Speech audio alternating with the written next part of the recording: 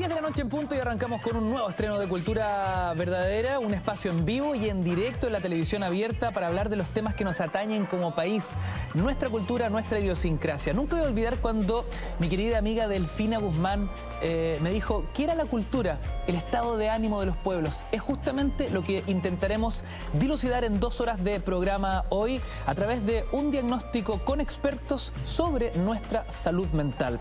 Voy a las cifras. 1 de cada 3 chilenos hoy sufre de problemas de salud mental.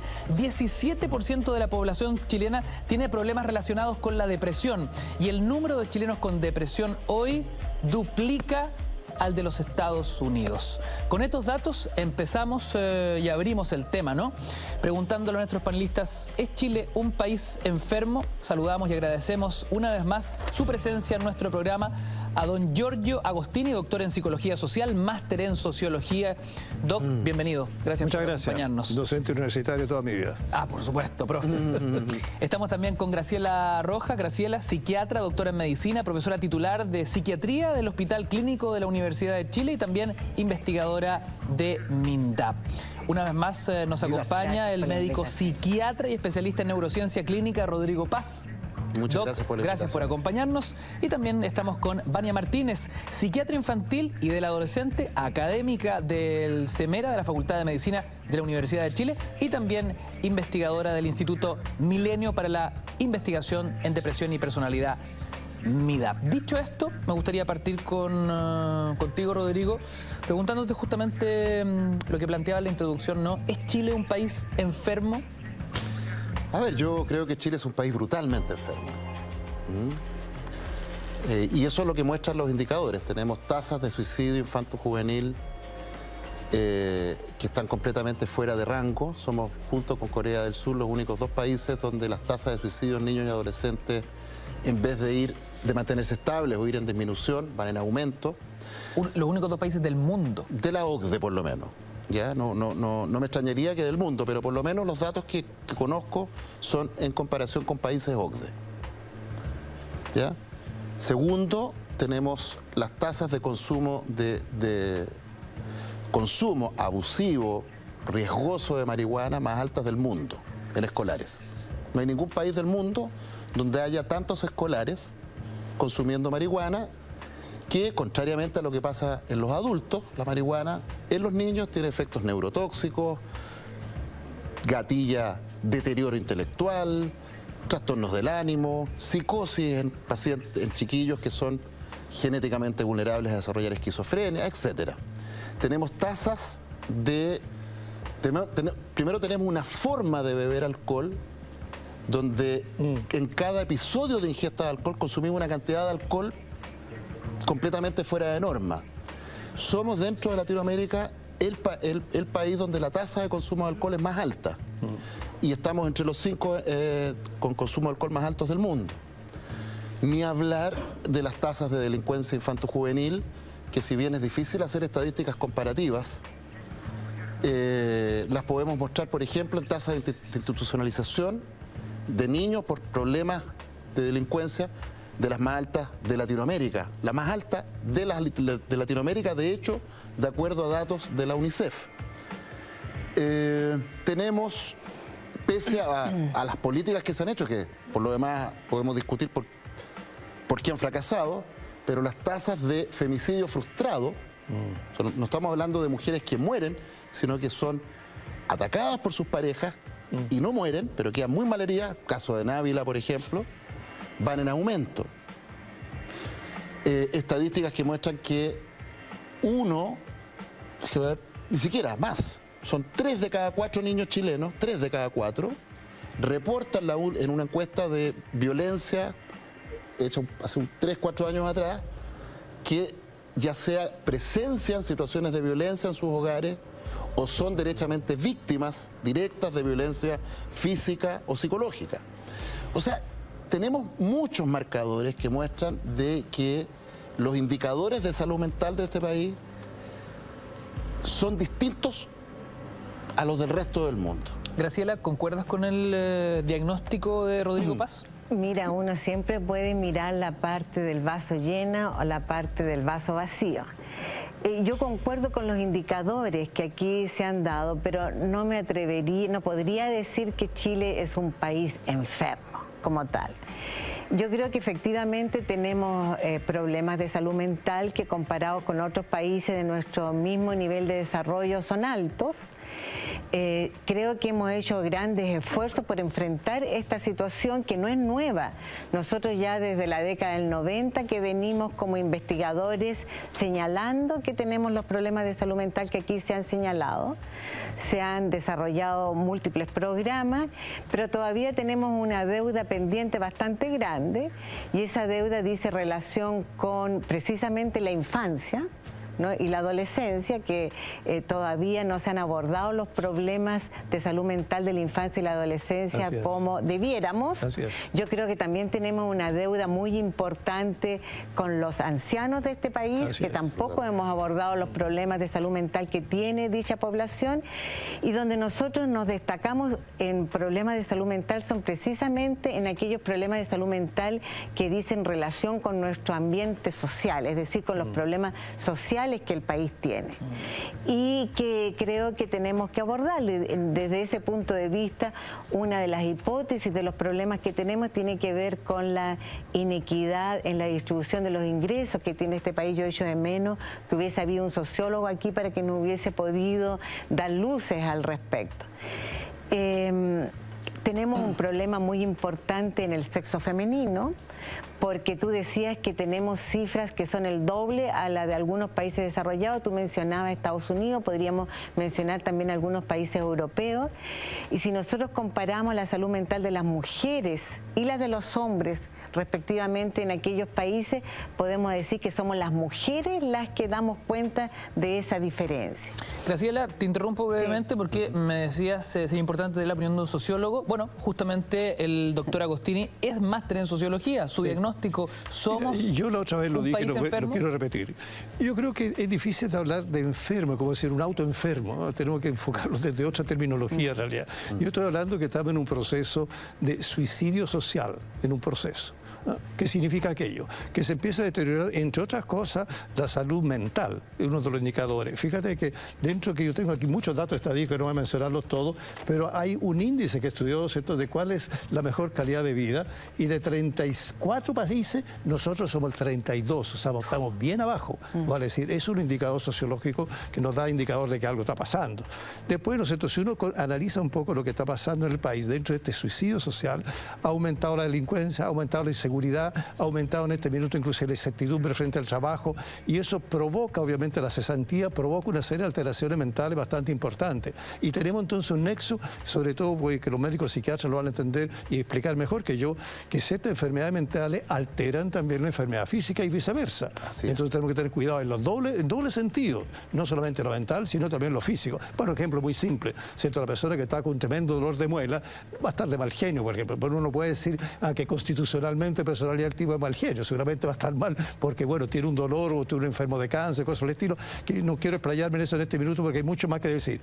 Hay otra cosa que se ha dado lentamente en todo el mundo, la globalización, que al mismo tiempo ha afectado varias cosas. Uno es que ha aportado, desde el punto de vista nuestro, una visión muy grande de lo que es la tecnología, y el joven hoy día está mucho más cerrado en la individualidad y ha ido perdiendo el contacto social, por más que muchas veces me dice, oye, yo tengo 300, 400, ¿no es cierto?, amigos en Facebook, y le digo, bueno, ¿y cuántos tú conoces personalmente? Ah, no, eso es muy poco. ¿Cuántos has hablado tú con ellos? No, prácticamente con 2. O sea, toda esa relación interhumana, en la medida que se pierde, aumenta, lamentablemente, todo lo que es la alteración de salud mental de todo tipo, de la alteración de personalidad.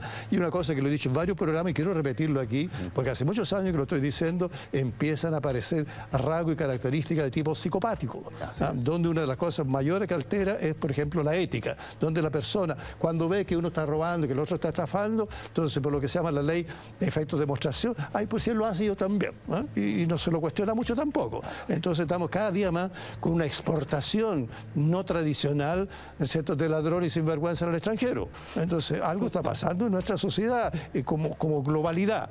Entonces en eso, además, una cosa que a mí en lo personal me interesa muchísimo, que es el asunto de cómo se ha ido disgregando la familia. Y tenemos familias monoparentales, tenemos una mamá que prácticamente tiene que absorber lo que es el gasto económico, mala educación, la que se preocupa de la tarea, la que se preocupa de todo ese tipo de cosas. Y como se dijo aquí, y seguramente tú también lo vas a agregar, es el descuido que hemos tenido con los infantos juveniles, bastante serio, inclusive desde el punto de vista de salud pública.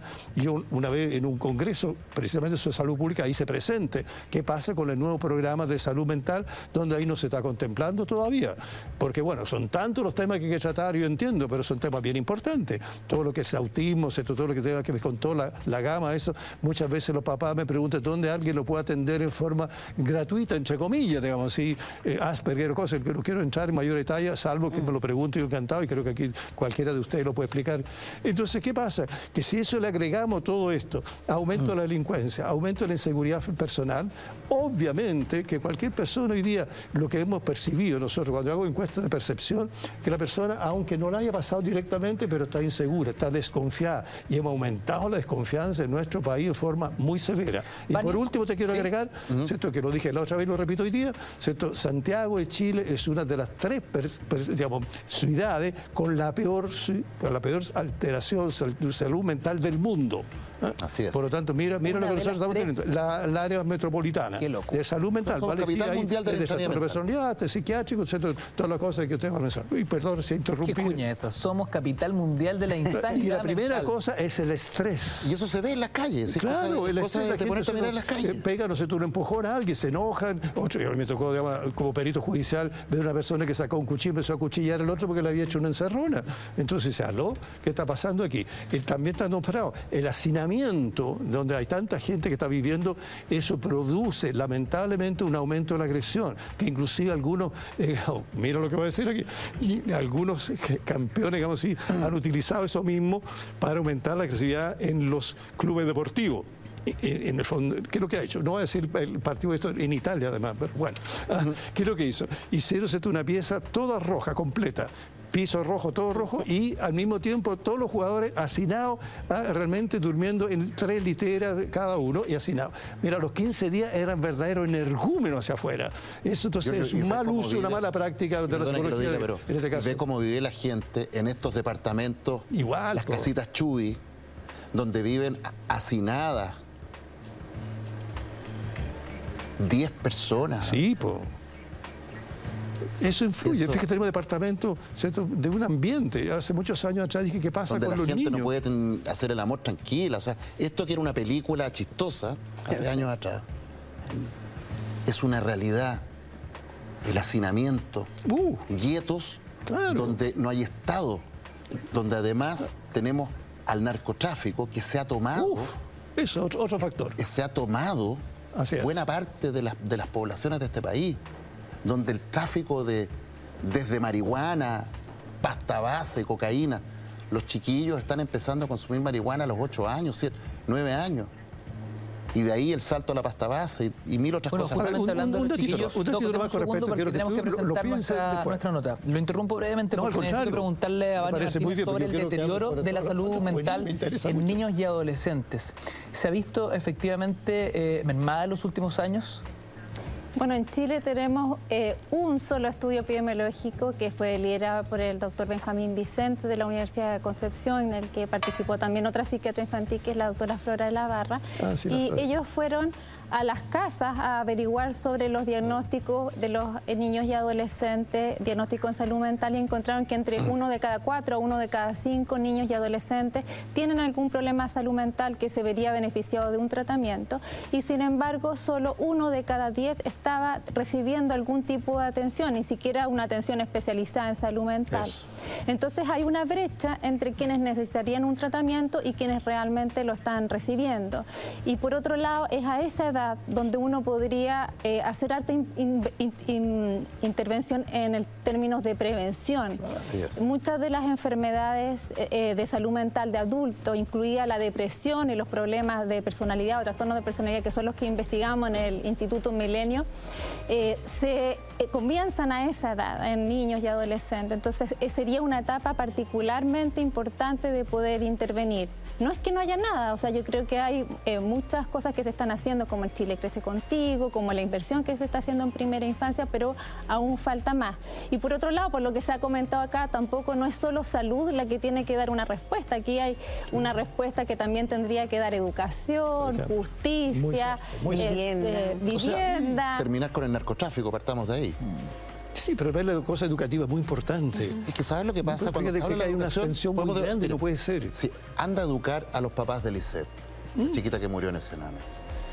Anda a llevarlos al colegio donde hay droga instalada ahí, donde hay violencia intrafamiliar masiva. O sea, eso tú no lo arreglas con un profesor, ni siquiera con una escuela de excelencia al lado. Tiene que ver con miseria brutal. Así es. Y donde la droga, el alcohol, son el gran iniciante de esta llamarada. Si yo tuviera que elegir una sola acción, una, que permitiera mejorar radicalmente la situación de salud mental de los niños en Chile, una sola. Hay muchas más, pero tuviera que elegir una sola. Le diría a este país, terminemos con el narcotráfico, que haya policías no corruptas, porque hoy día el nivel de corrupción de las policías, PDI, Carabineros, voy a decirlo derechamente, toda la inteligencia de Carabineros, gravemente corrupta, involucrada en redes de narcotráfico. Por eso es que nunca los pillan. Si hace poquito el ex fiscal Peña, que era el adalid supuestamente de la lucha contra el narcotráfico, defendiendo a los narcotraficantes. El mismo Peña, fiscal, defendiendo a carabineros del OS7 en el norte, acusados de estar en una red de narcotráfico, los sacó libres a todos. Y eso es lo que sale a la luz pública. Si por algo tenemos el narcotráfico instalado en las poblaciones chilenas, y ahí es donde corroe el alma de la gente, porque además hay gente que está sin educación, sin buenas viviendas, hacinados, sin acceso a transporte público, áreas verdes. Entonces llega esta oferta, a falta de Estado, siempre digo yo, llega el narcotráfico. Y más encima, con una oferta económica difícil de porque tú tienes que pensar que buena parte de la economía de los guetos es narcotráfico, es la señora que microtrafica, y el que no microtrafica tiene la botellería al frente o la paquetería. Entonces se genera una economía.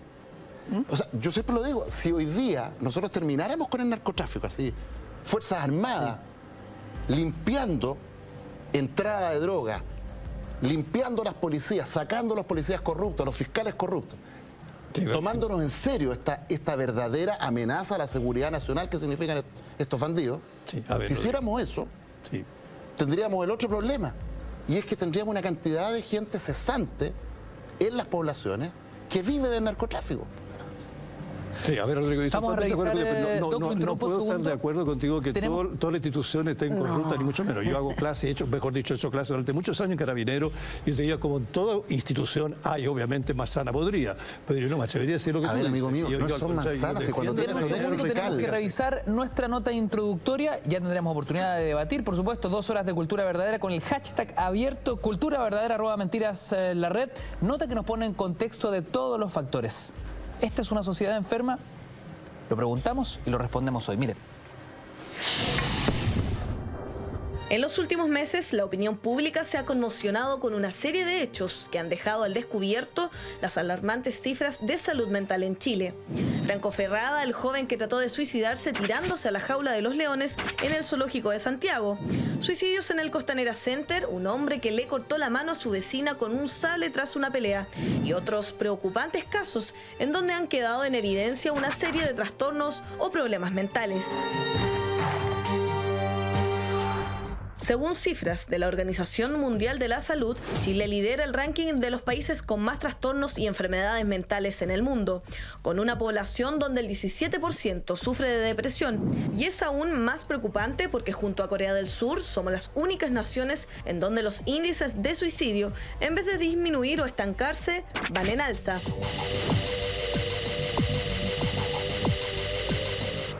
La condición geográfica de Chile tampoco colabora a mantener las cifras a raya. Chile es un país telúrico. Además, a lo largo de la cordillera de los Andes existen solo en nuestro territorio cerca de 3.000 volcanes, 500 de ellos considerados geológicamente activos. Si a eso le sumamos inundaciones, tsunamis, incendios forestales, la situación empeora. La OMS asegura que las cifras de enfermedades mentales se duplican tras una catástrofe natural. Es decir, si en un pueblo hay 50 personas depresivas, tras un terremoto, por ejemplo, la cifra se duplica. Y es que no se trata de un país donde sus habitantes sean infelices o vivan en las peores condiciones necesariamente, sino en que los tratamientos y los especialistas no alcanzan para todos. Además, los trastornos mentales son altamente juzgados en la sociedad y muchas personas deciden no tratarse con especialistas por miedo o vergüenza. Otros incluso prefieren automedicarse y tomar sin supervisión médica ansiolíticos y antidepresivos. Pero ¿cuál es el trasfondo de estos números rojos en la salud mental de los chilenos? Esta noche en Cultura Verdadera revisaremos los causantes de esta situación, las posibles soluciones y los problemas que este tipo de complicaciones traen a la sociedad. Todo bajo la siguiente interrogante: ¿por qué Chile es uno de los países con más enfermedades mentales en todo el mundo? Comenta en nuestras redes, #culturaverdadera, @mentiras_la_red. Hoy intentamos hacer un diagnóstico de la salud mental de nosotros como chilenos. Le quiero preguntar al doctor Agostini si todas estas cifras ya expuestas son normales en un país en vías de desarrollo. Es decir, mientras existe un proceso de modernización, de crecimiento económico, vemos la otra cara de la moneda, la que es difícil de exportar y demostrar. Trastornos emocionales, síntomas psiquiátricos. Los trastornos afectivos son lo más importante que se han dado aquí. Como dije, el estrés agudo y después el estrés postraumático, producto de toda la violencia que recibió muchas familias, son importantísimos. Y al mismo tiempo, a propósito que tú mencionaste, fíjate, tengo la tasa aquí de suicidio en Chile, recién, 14,5 cada 100.000 habitantes. Es harto grande. Además, la otra cosa que me llamó la atención a propósito de los indicadores, que aumento desde el año 2002 a la fecha, el uso de medicamentos antidepresivos ansiolíticos ha aumentado 470,7 veces más. Pero eso puede tener que ver también con el aumento de los accesos, porque coincide con la reforma de salud en el cual se dio acceso universal a muchas personas que antes de esa reforma no lo tenían. Es que el problema está aquí en otra cosa, y es que aquí muchos son automedicados. Sí. Eso sí que, sí, por eso digo, ha aumentado cuando, esto es un dato que da la farmacia. Sí, pero desde el año 2000 a la fecha ha habido se han creado muchos programas que antes no existían, como el Programa Nacional de Depresión. Luego el 2005 se abrió el auge para los trastornos depresivos. Entonces son grandes cantidades de personas que iniciaron por fin algún tratamiento que antes no tenían la posibilidad de realizar. ¿Puedo tratar eso? Eso es válido para la gente de que muchas personas ahora están tomando medicamentos que antes no. Que antes no tenían. Por lo tanto, que el auge para la gente ISAPRE ha sido un aporte. Podemos discutir después de la calidad, porque de hecho sabemos que en las ISAPRE los médicos que tienen el auge ni siquiera son especialistas en psiquiatría. Ojo. Y eso con el apoyo del Ministerio de Salud. O sea, si usted hoy día, señor, se está atendiendo en la ISAPRE con Salud, Cruz Blanca, Banmédica, etcétera, por un trastorno del ánimo, lo más probable es que el médico o la médica que la está atendiendo no es psiquiatra. ¿Ya? Ahora, ojo, pero ha respondido la pregunta. Tú tienes razón, están dando antidepresivos, si es verdad. Y que además sabemos que el 50% de los pacientes, los antidepresivos empeoran los cuadros. Si el problema es otro. El problema es que como lo decíamos el otro día, como resulta que los trastornos del ánimo no se distribuyen democráticamente, tienen que ver justamente con el nivel de estrés. A mayor estrés, a mayor vulnerabilidad, la tasa O sea, hoy día de hecho, las cifras de depresión en Las Condes, Lo Barnechea, Vitacura son muy similares a Estados Unidos. Así es. ¿Dónde es que se disparan las depresiones? En los guetos, pues. Así es. En la gente de clase media empobrecida o derechamente miserable. Ahí, de hecho, los suicidios en niños y adolescentes no son en Las Condes, Lo Barnechea, Vitacura. Son de hecho, lo hemos visto a propósito de las investigaciones en Sename. Una buena cantidad de las muertes que hoy día la fiscal Huerta pretende ocultar en Sename, a propósito, son suicidios producidos en centros de niños, porque los trastornos del ánimo, para que la vulnerabilidad biológica, genética está, pero para que eso aparezca o no aparezca depende justamente del ambiente. O sea, efectivamente... Y ahí, perdón, me van a perdonar, Graciela, pero la respuesta del Estado no ha habido ni un avance, cero. Hoy día, una persona que sufre un trastorno del ánimo va al consultorio y con suerte la van a dar hora, va a llegar al COSAM, donde va a haber un médico que con suerte será especialista. Después de 6 meses, con suerte. Y que lo va a ver una vez al mes, con suerte. Y acceso a psicólogo, ni hablar. A psicoterapia, ni hablar. O sea, esa es la realidad. Entonces, cuando tú dices que hemos avanzado, claro, para la gente que está en la ISAPRE ha habido un avance. Discutible por la calidad de la acción que se hace, pero ahí por lo menos ha habido un avance. Pero para la mayor parte de la gente, el plan de salud mental no existe, amiga mía. Bueno, mira, yo quiero rescatar de esta discusión que efectivamente los trastornos mentales de los cuales aquí estamos hablando, que son los trastornos depresivos, los trastornos ansiosos, tienen un componente social muy importante. Es decir, factores de riesgo indiscutibles son todo lo relacionado con la pobreza y el sexo femenino. Eso está claramente demostrado. Y quiero rescatar algo que dijo... ¿Por qué el sexo femenino sería interesante indagar un poco en ese tema? ¿Por qué en especial? Bueno, si tú miras cómo vivimos las mujeres en un país como Chile, cómo viven las mujeres en un país europeo, en Estados Unidos, acá tenemos una carga importante en relación a la familia, al cuidado de los niños, a la casa, al cuidado de los ancianos. Y trabajar más encima sin un apoyo ni social ni estatal significativo. Y por eso que yo quería rescatar algo que dijo Giorgio recién, que él relevaba el problema de que la familia en Chile ha cambiado mucho y efectivamente tenemos un número importante de familias monoparentales, tenemos muchas mujeres a cargo de sus familias solas, sin el apoyo de los abuelos, como lo teníamos anteriormente, y con un tejido social bastante desarticulado, porque el capital social en Chile es bajo, hay poca solidaridad y eso unido a poco apoyo estatal efectivo, porque claro, tú puedes ir al consultorio cuando ya estás enfermo, pero antes de eso hay muchas medidas que se pudieran realizar para promover la salud de las personas, para promover la ayuda, para promover la solidaridad, la disminución de las agresiones. Algunas intervenciones se han hecho en los barrios más vulnerables en ese sentido, que todavía son muy insuficientes.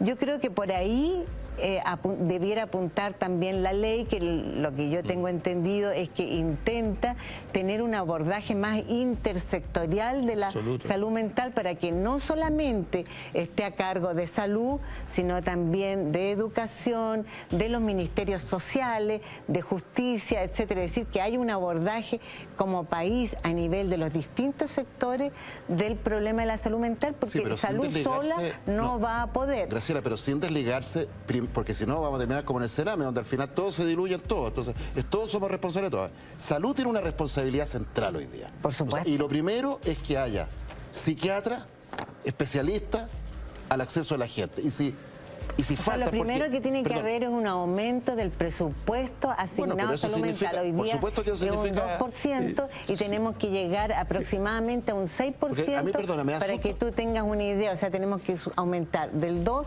al 6%. Triplicarlo. Y aún así yo creo que es suficiente, porque si tú estás pensando que los problemas de salud mental son aproximadamente entre un 20 y un 25%, las cifras de licencias médicas también apuntan más o menos en ese mismo sentido, y estás pensando que el presupuesto es un 2%, es decir, hay una brecha enorme, ¿no? Y eso se traduce cuando hay inversión, que hay especialistas por lo menos para la gente. A ver, el caso de Lisette es paradigmático. Esta chiquilla tiene una familia donde hay un papá con problemas de salud mental, una mamá, hermanos con problemas de salud mental. Los atienden en un COSAM donde no había especialidad, donde no había especialistas. No hay una cosa muy básica que hay ahí. Entonces resulta que eso es dinero. Eso significa contratar profesionales, tener redes, tener hospitales, clínicas. Hoy día, ayer en el informe especial, TVN, que hoy día se transformó en la sucursal de las políticas del gobierno, ¿no es cierto?, parece que la donación de los millones de dólares que le hicieron la están cobrando, digamos. Sí. Informe especial llamando a cerrar los pocos hospitales psiquiátricos que tenemos. Fíjate, a propósito, y resulta que tenemos chiquillos, niños, que de repente tú tienes que hospitalizarlos porque resulta que están metidos en la droga, están consumiendo, y tienes que tenerlos en un lugar donde no puedan, donde para empezar tienes que desintoxicarlos. Y eso tiene que ser en un ambiente donde haya profesionales, buena enfermería, no estas cosas donde llegan a Sename, donde no hay ni enfermería, les tiran las pastillas de cualquier manera y terminan muertos, mal medicados. Entonces, cuando aparece esto de que vamos a hacer lo intersectorial, que el Ministerio de Salud le desliga en el fondo la responsabilidad de educación, a mí eso me suena a un Ministerio de Salud que en el fondo le está diciendo al país, miren, saben, si tenemos esta escoba, no es culpa nuestra porque en realidad falta la intersectorialidad. Que el Ministerio de Salud primero cumpla con lo que tiene que cumplir. Paréntesis, Vania, ¿y qué sucede con las clases medias y altas en Chile? ¿Presentan patrones de alza a nivel de enfermedades mentales, a nivel de problemáticas de salud mental, o se mantienen estables en cierta normalidad en comparación con ejemplos internacionales? Igual es diferenciado el tipo de patología, o sea, también lo más frecuente en las clases más altas es la depresión y los trastornos de ansiedad, pero también aparece, por ejemplo, los trastornos de la conducta alimentaria, la autoexigencia que hay hacia... También las mujeres son más afectadas en ese nivel socioeconómico. Igual son víctimas también de situaciones traumáticas, que las llevan a tener sintomatología en el área de salud mental. La exigencia que hay en los colegios hoy en día es bastante alta. Nosotros hicimos un estudio de calidad de vida a nivel nacional y en general la calidad de vida en adolescentes es mejor en el nivel socioeconómico más alto, que está dado por los colegios particulares. Pero en un ítem específico que era el tiempo libre, en eso estaban peor los colegios particulares. Entonces, es diferenciado esto digamos, de... Ahora, depende cómo uno define tiempo libre en la población. Claro, pero como ellos lo evaluaban, esto es una autopercepción. O sea, si tú me dices que tiempo libre en la población son cabros chicos pateando piedra, consumiendo marihuana, no hay clubes deportivos, no hay áreas verdes, entonces los cabros, claro, te pueden tener más tiempo, pero ¿para qué? Si cuando se aumentó la jornada escolar, que era la gran promesa, ¿no es cierto?, de que los niños de los sectores populares iban a estar en colegios donde hubiera talleres, escuelas de fútbol, de teatro, en fin, para que los papás pudieran seguir trabajándose y rompiéndose el lomo en los malls, en los Transantiago, y resulta que esa cuestión quedó en nada.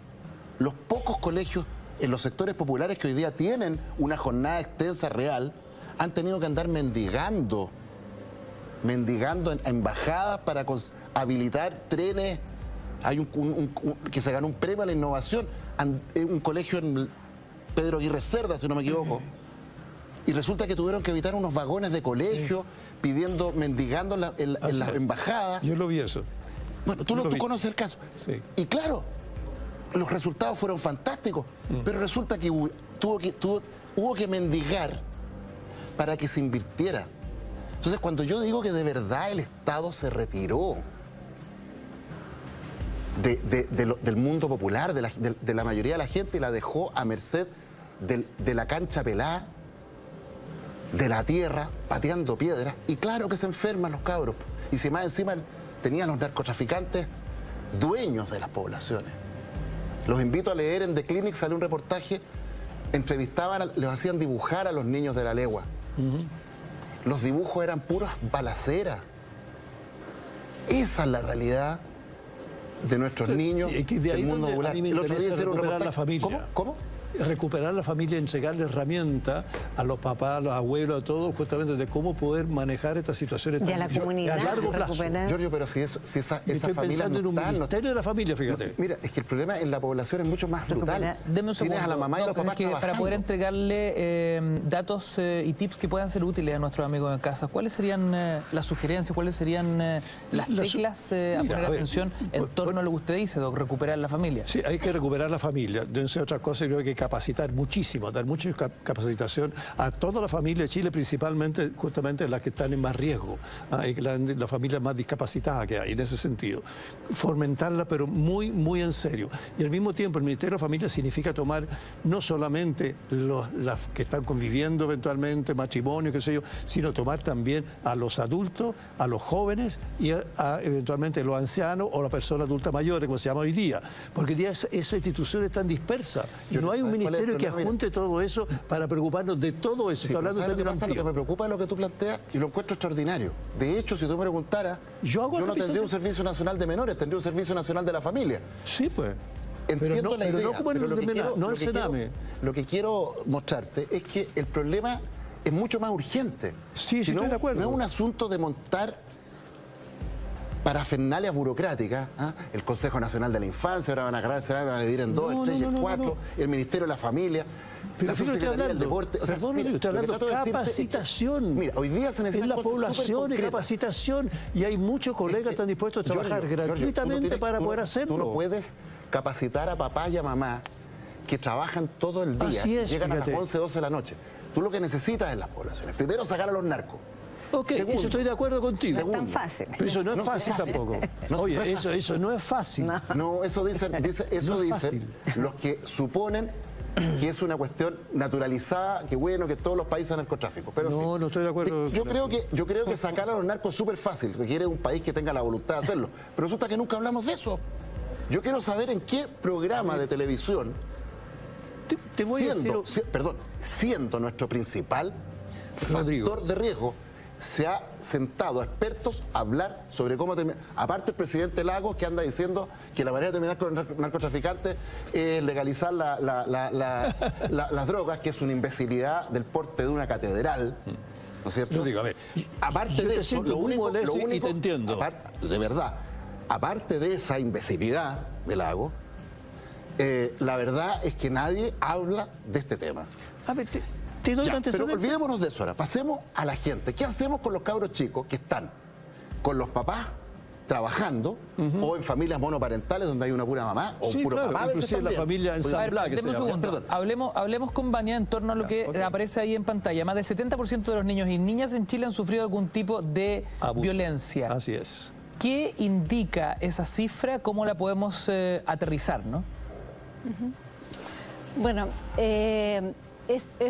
probablemente ahí están incluyendo distintos tipos de violencia y proveniente además de distintos Ese es un actores. estudio de UNICEF, violencia psicológica, violencia física, estar expuesto a violencia o... Pero no es de UNICEF el estudio, es del Ministerio del Interior. O sufrir directamente violencia. Claro. El Ministerio del Interior. Y entonces ahí lo importante sería crear programas tanto como de prevención como de intervención, ¿ya? Hay programas exitosos que han demostrado que han funcionado en países desarrollados, pero nosotros tenemos que ver si en nuestra realidad eso es aplicable o cómo hay que adaptarlo, claro, a nuestra cultura. Y también viendo que a lo mejor hay subgrupos en los que tenemos que empezar a intervenir de manera diferenciada, como son, por ejemplo, los migrantes, los pueblos indígenas, la población gay, bisexual y transexual. Tendríamos que ver entonces esas intervenciones también dirigidas a esa población. Este porcentaje, Vania, porque el número es muy frío, ¿no? Entenderlo en la práctica. ¿Qué clase de erosión produce en un niño, en un adolescente para su desarrollo luego como un adulto? Estar expuesto a situaciones de violencia. Bueno, a nosotros, por ejemplo, donde yo trabajo, que es en Semera, un centro de salud sexual y reproductiva, es una pregunta que tenemos hecha a todas las adolescentes, mujeres y hombres que vienen a consultar si han sido víctimas de algún tipo de violencia, y dentro de ello incluimos las agresiones sexuales, y hemos encontrado que 1 de cada 4 adolescentes mujeres han sido víctimas de alguna agresión sexual. También de violencia en el pololeo es ahora cada vez más frecuente. También de bullying, que es otro tipo de violencia. ¿Esas son cifras altas en comparación con otros países del mundo? Son parecidas a otros países del mundo. Ya. Y lo que sí... Perdón, ¿un 25% tú dices parecido a otros países del mundo? Sí, en mujeres. Y lo que sí ha sido importante es que muchas veces los adolescentes no se han dado cuenta de ser víctimas de violencia hasta que llegan a una un espacio en el cual uno les muestra que eso es violencia. Por ejemplo, lo que ocurre con la violencia sexual o la violencia del pololeo. Está totalmente instalado en sus vidas, digamos. Claro. Para ellos está normalizado, digamos, cierto tipo de relación y entonces campañas educativas, la misma evaluación que nosotros hacemos va ayudando a que se den cuenta de esta situación y también ir interviniendo. Ojalá pudiéramos llegar antes y prevenir, ¿ya? Y para eso tendríamos que partir bastante más precozmente. Esa es la respuesta justamente. Dando vueltas, yo el dato que tengo, y puedo estar súper equivocado, así que corrígeme por favor, es que la prevalencia de abusos o violencias sexuales de mujeres es más o menos 1 en 10. Tú estás hablando de... Sí, lo que pasa es que... hablando, perdón, de casi 3 en 10. Por lo tanto, a mí no me queda para nada claro que ese dato esté en la norma internacional. Lo que pasa es que depende, claro, de lo que uno entiende por violencia, hasta dónde es el espectro. No, te estoy hablando de abuso sexual, claro, y de tocaciones, o derechamente de actos sexuales con penetración, por decirlo así. La prevalencia que yo tengo... No estoy hablando de ese tipo de violencia. Estoy hablando más en el espectro de toda la violencia, no por eso solo te digo, violación. esa forma así dura es 1 en 10. Por eso te digo que yo revisaría... Por eso, es que agresiones sexuales nosotros incluimos no solamente las violaciones, sino también... No, estoy hablando de abusos sexuales, de tocaciones, de insinuaciones. Eso, bueno, sí. Ese dato que te estoy dando yo es un 10% de las mujeres en datos internacionales que yo alguna vez revisé. Sí. Por lo tanto, me llama la atención el dato que tú das. Yo lo revisaría. Yo creo que en eso también, tus datos que estás dando, vos estás equivocado, te insisto. Estás diciendo que aquí en Chile es mucho mayor eso. Es que ese es el punto. Sí, pero al mismo tiempo, tal como ella misma señala, habría que ver cómo definimos cada una de las cosas. Claro. No es tan fácil aquí en Chile con las definiciones respecto a nivel internacional. Casi triplicando. Habría que ver qué es lo que dice el DSM-5, habría que ver... Pero estaríamos casi triplicando los datos internacionales. Es difícil comparar porque no siempre se hacen las mismas preguntas, no siempre es el mismo contexto. Nosotros hay adolescentes que se le ha hecho esta misma pregunta por 3 o 4 profesionales y te han dicho no, ¿ya? Y la quinta entrevista cuando recién te dicen, mira, sí, alguna vez sufrí una experiencia de abuso sexual, ¿ya? Entonces, por eso que a lo mejor es difícil comparar y también si tú me preguntas, yo te creo tu dato, ¿ah? Oye, yo creo que efectivamente hoy día la violencia contra la mujer, además, sobre todo en niñitas, en Chile es mucho mayor que en el resto del mundo, claramente. Sí, pero ya que estamos hablando de los niños también está, por ejemplo, todo lo que es el embarazo adolescente, es otro factor más que tenemos que considerar. Pero además se confunde, se dice de bullying como si todo es bullying. Ojo, hay 2 términos que son diferentes. Está el mobbing y el harassment. El mobbing significa varios en contra de uno. El bullying es 1 a 1. Entonces muchas veces me he dado cuenta hasta en texto y cosas que... Sí, pero a veces confunde con agresión escolar. Una cosa es una pelea y otra cosa es bullying. Estamos hablando de este tema, yo creo que es muy importante resaltar el rol que puede jugar la escuela en una sociedad como la nuestra en la promoción de la salud. Porque si estamos hablando de familias más bien disgregadas, en que tenemos familias monoparentales y los niños están en jornada completa en la escuela, por lo tanto, allí debiera ser un lugar donde se promueve la salud mental y se le enseñan a los niños relaciones interpersonales sanas. Bueno, eso apuntaba con el tema de la jornada escolar. Si el problema es que las escuelas, los cabros chicos no tienen talleres, no hay nada. O sea, yo estoy completamente de acuerdo. Si tú me dices, aparte el tema del narcotráfico, ¡pum! Colegios, escuelas. Sí, Rodrigo. Pero hacer la jornada escolar completa, la extensión de la jornada escolar real. Pero eso requiere poner mucho dinero ahí. Sin olvidar que además los niños más enfermos, más dañados, no van a acceder a eso. Porque los cabros chicos más dañados por van a la calle. Por este verdadero genocidio, holocausto al cual estamos sometiendo a la gente más pobre de este país, pero Rodrigo, ya desertan del colegio, dejan de ir al colegio la mayoría, primero, segundo, tercero. No me acuerdo el dato que teníamos, pero es brutal. O sea, y de hecho, en Sename ni hablar, y en Sename línea de protección, niños metidos en temas de delincuencia, es la norma. Entonces, incluso esa acción, que yo creo que hay que hacerla sí o sí, no va a llegar. A ver, Rodrigo. A los niños más dañados. Porque los niños más dañados ni siquiera están llegando al colegio. Póngame atención, tengo una pregunta importante. ¿Es relevante entender para que nuestros amigos en casa tengan ciertas herramientas, ¿no?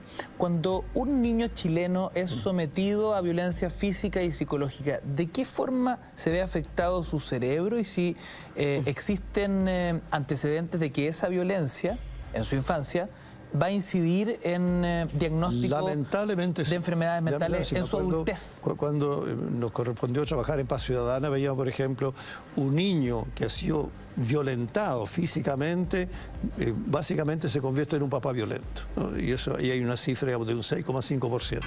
Entonces eso lamentablemente es así. Por eso que a mí me gusta mucho estos talleres, esta capacitación. Yo confío plenamente, al contrario, encuentro un elemento muy positivo que nos está aportando, lo que hay que multiplicarlo, que es distinto. Pero me parece muy bueno lo que tú aportaste en este instante. Yo soy muy positivo en eso y creo que se puede hacer mucha capacitación con talleres y todo, incluyendo obviamente lo que tú señalas, que la hora de recreo, que tiene que estar más al aire libre, con actividades más al aire libre, para que hoy día están metidos además permanentemente pues, en el WhatsApp y todo ese tipo. ¿De qué forma se ve afectado el cerebro? Lo vamos a averiguar a la vuelta. Hacemos un breve alto y seguimos con más Cultura Verdadera, debatiendo sobre la salud mental en Chile. Tus comentarios y preguntas a través de nuestras redes sociales, que ya volvemos. A este país que tenemos... Un diagnóstico de la salud mental en Chile es lo que discutimos a esta hora de la noche en Cultura Verdadera. Nuestro hashtag Cultura Verdadera abiertísimo para sus comentarios y preguntas, porque estamos en vivo y en directo cuando ya son las 10 de la noche con 53 minutos. Antes del corte, yo le preguntaba al doc Giorgio Agostini qué tanto se ve afectado el cerebro de un niño, un cerebro infanto-juvenil, frente a los factores externos, ¿no? Frente a la violencia, por ejemplo. Por supuesto. Tenemos esto primero, que el cerebro probablemente tal se desarrolla y empieza a madurar y termina alrededor de los 40 años. Entonces la primera infancia y la segunda infancia está todavía en pleno desarrollo y ahí como que inclusive algunas facultades no están totalmente desarrolladas y podemos entender por qué muchos jóvenes van a estas marchas y muchas veces sin un fundamento real. Ahí cuando uno le pregunta un poco más no sabe mucho qué decir tampoco, salvo excepciones. La segunda cosa que está demostrado desde el punto de vista genético, que cuando el niño nace con un temperamento, parece una disposición a cómo va a responder afectivamente en un momento determinado, y eso es una base genética. Después, el medio ambiente está muy demostrado ya, que es lo que constituye pues, el carácter y posteriormente la experiencia de la personalidad. Depende del medio ambiente, primero la familia, el colegio, el entorno, el barrio, depende de muchos factores que tú señalaste con toda certeza, que toda la cosa psicosocial que hay ahí. Entonces, ¿qué ocurre a su vez? Que aparecen cosas, digamos, predisposiciones genéticas que pueden haber en un momento determinado, se van a potenciar o van a aparecer de acuerdo al medio ambiente, ya sea que ese gen se exprese o bien que se pueda inhibir de acuerdo justamente a lo que está pasando a su alrededor. Por eso que la conducta social es muy importante y la conducta familiar es muy importante también. Entonces, creo que sabemos también a su vez lo que yo señalaba, que un niño que ha sido abusado psicológicamente, que ha sido violentado o abusado sexualmente, a mí me toca atender, estoy impresionado, la cantidad de mujeres ya adultas, 20, 40 años, que recién me confiesan a mí. Soy el único en Chile que sabe que han sido abusadas por un tío, por un abuelo, qué sé yo. Porque me toca una vergüenza. Infancia. Sí, claro. Sí, lo guardan toda su vida. Sí, me costó, sí. Bueno, entonces, ¿qué te digo? Todas esas cosas hace que en un momento determinado realmente la salud, tanto mental, va a estar afectada porque aquí se impregna algo en términos psicológicos. Muchas cosas, ¿qué es lo que pasa a la persona? Lo bloquea y le queda más a nivel inconsciente y resulta que en algún minuto eso se va a manifestar con conducta inadecuada, se va a manifestar de una u otra manera, o bien otra cosa que si aprendió a resolver los conflictos violentamente y agresivamente, va a aprender que la forma de resolver los conflictos son de ese modo. Y ahí lo podemos ver en los colegios, que se tiran el pelo a las niñitas, se hace un montón de daño, de alguna manera algo han aprendido. Y no solamente eso, también los medios, ¿cierto? La publicidad, la propaganda, a veces que muestra cosas violentas, y sobre todo las películas, porque vamos a decir, y los juegos, ¿no es cierto?, que tienen son de una violencia tremenda. Entonces hay un aprendizaje a resolver los problemas a nivel violento en ese sentido. Vania, un niño que recibe gritos y golpes, ¿está predispuesto a padecer enfermedades mentales en su adultez? ¿O no están así? O sea, estos impactos de violencia o traumáticos, o sea, evidentemente afectan, como estábamos conversando, el desarrollo cerebral, pero también viendo el vaso medio lleno, como decía Graciela, también esta plasticidad cerebral si lo utilizamos a favor, que sería el tema de un buen tratamiento con una psicoterapia, nos podría entonces ayudar a revertir esa predisposición que podía ser hacia repetir, por ejemplo, una experiencia traumática siendo violento a su vez con sus propios hijos o reproducir esta violencia. Si yo y ahí puedo lo que tú dices, perdón, que psicoterapia poca la que hay en ese minuto de disposición. Absolutamente. En ese minuto. Pero antes hay una cosa que yo creo que es re importante que la gente sepa en sus casas. Hay un estudio que tú debes conocer, igual que yo, más de 1.200, 1.300 niños seguidos en Nueva Zelanda, en Dunedin, Absalón Caspi, ¿no es cierto? Un estudio extraordinario. Lograron determinar cuáles de esa corte de más de 1.200 niños habían estado expuestos a violencias de este tipo. Y mostraron lo que todo el mundo sabe y que la gente en sus casas probablemente no sabe. Los expertos, los especialistas sabemos. La mayoría de los niños expuestos a trauma, violencia física, sexual, no se enferma, no desarrolla cuadros depresivos ni conducta suicida. El trauma por sí solo no basta. Solo un 20-30%, que es un número grande igual, pero es 20-30% de los niños expuestos a estas situaciones desarrolla problemas de inestabilidad emocional, suicidio, bla, bla, bla. La gracia de este estudio de Caspi es que mostró que había un gen que aquellos niños, una variante genética que está presente en la gente normalmente, no produce ningún problema, pero combinado con el trauma, produce la enfermedad. Con esto lo que quiero decir en el fondo, porque esto es lo que nos lleva para entender por qué no basta con la psicoterapia, son muy necesarias, no basta con prevenir secundariamente cuando ya se produjo el daño. Hay personas que por biología cerebral, expuestas al estrés, el cerebro empieza a disfuncionar y ahí se necesita medicina. No es normal deprimirse bajo estrés. La mayoría de la gente... Ahora, bajo estrés hay unos que se deprimen, se psicotizan, otros les sale un cáncer, otros se les enferma el duodeno, otros... O sea, es muy raro, salvo los psicópatas, que tienen problemas de... también otras enfermedades, que bajo estrés no se enferman. El estrés nos enferma a todos de alguna manera. Algunos del cerebro, otros del pulmón. Es muy interesante, Rodrigo, lo que me estás diciendo, porque... Pero en todo caso, Rodrigo, la psicoterapia sí permite justamente, lo que yo dije hace poco rato, inhibir ese gen. Y eso está demostrado también, con otras investigaciones que se hicieron mucho más cortas. Pero depende del tipo de psicoterapia, porque no cualquier psicoterapia tampoco inhibe eso. Acuérdense que está todo el MDR, que hemos trabajado otras veces aquí. Sí, pero solo psicoterapia sin intervenir. No. Pero yo creo que lo importante es recalcar hoy día en trabajamos mucho fármaco con psicoterapia. Ahí sí.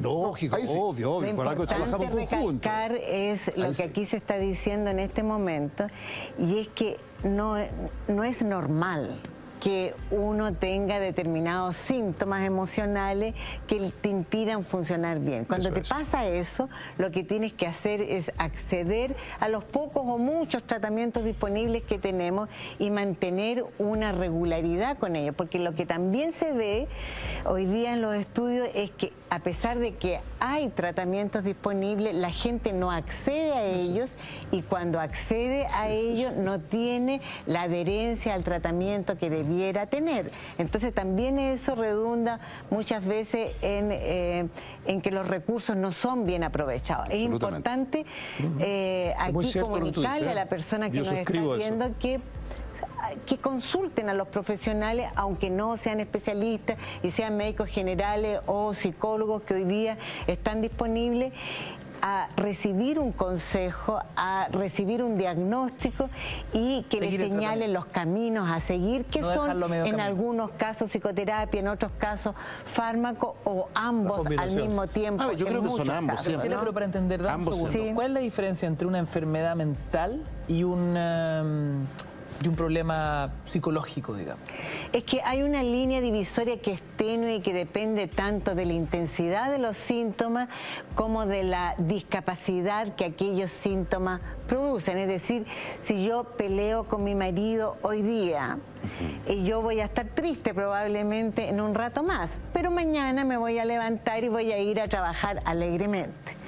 Pero si yo estoy 2 semanas arrastrando el poncho, como se dice vulgarmente, entonces ahí probablemente ya estoy con síntomas de una intensidad tal que probablemente voy a estar enferma y voy a necesitar una ayuda que no necesariamente va a ser fármaco, pero sí voy a necesitar una intervención psicoterapia de una pareja, persona ajena. Por ejemplo, ¿Cuándo se necesitan fármacos? Me dedico a eso.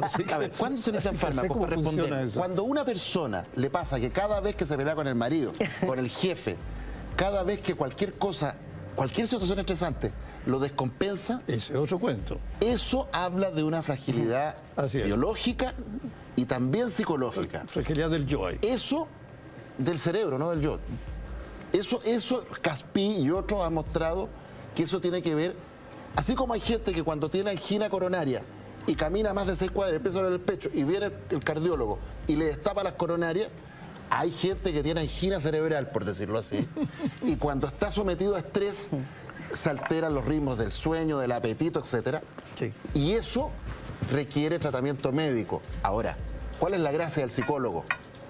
Que cuando el cerebro vuelve a funcionar bien, entra el psicólogo y permite que esa persona modifique sus estilos de vida, pero resuelva los conflictos que tiene y deje sin pega al psiquiatra. ¿Me explico? No. Eso es posible. ¿Es que es posible? No, porque estamos combinando muchas cosas. Buenas psicoterapias pueden hacer que personas. Lo que pasa es que depende mejor en qué momento. Para muchas veces lo que tú necesitas es estabilizar la persona para que pueda tener insight, pueda tener, ¿no es cierto?, como capacidad realmente de reflexión. Pero otras veces, efectivamente, puede entrar realmente sin una necesidad de fármaco. Por ejemplo, un conflicto conyugal. Claro. Esto no necesita fármaco. Un duelo. Porque son reacciones donde yo tengo que enseñarle cómo comunicarse. Pero esa es la minoría. Queridos amigos, imagino que en muchos países del planeta estoy estresado.